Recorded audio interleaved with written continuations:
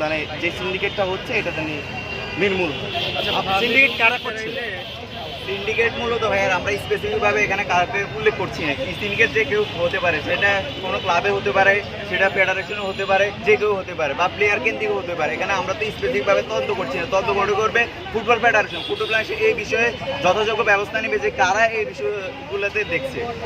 হ্যাঁ, আমরা তো সেটাই চাচ্ছি। আমাদের তো মূল দাবি এটা। দেখুন, ফাহমিদুল ইসলাম ইটালি সিরিয়া ডি অর্থাৎ 14 ডিভিশনের খেলা একজন প্লেয়ার, অথচ তাকে মূল্যায়ন না করে আমরা দেখেছি যে দেশের লোকাল যারা 15 ম্যাচ খেলো, দেশের ফুটবলে একটা গোল পর্যন্ত করতে পারেনি, তাদেরকে মাঠে খেলানো হচ্ছে। কিন্তু অপরদিকে ফাহমিদুল মধ্যে একটা তরুণ তুর্কি আমরা দেখেছি রিয়াল মাদ্রিদে আড্ডাগুলোর মতো প্লেয়ার খেলছে, কিংবা বার্সেলোনা লামিনিয়ার মতো কম বয়সী প্লেয়াররা আজকে সারা বিশ্ব মাতিয়ে রাখছে। কিন্তু বাংলাদেশের তরুণ তুর্কি যারা প্লেয়ার, যারা নতুনভাবে দেশকে রিপ্রেজেন্ট করবে সারা বিশ্বের কাছে, আমরা দেখতে পাচ্ছি যে তাদেরকে দলে মূল্যায়ন করা হচ্ছে না। তারা আজকে ইতালিতে বরং ফিরে যাচ্ছে। তারা কেন দেশে আসছে না? দেশের মানুষের সঙ্গে মিশবে, কোচের সঙ্গে, কোচিং প্যানেলের সঙ্গে তারা কাজ করবে এবং দেশকে রিপ্রেজেন্ট করবে বহির্বিশ্বে। আমরা তো সেটাই চাচ্ছি।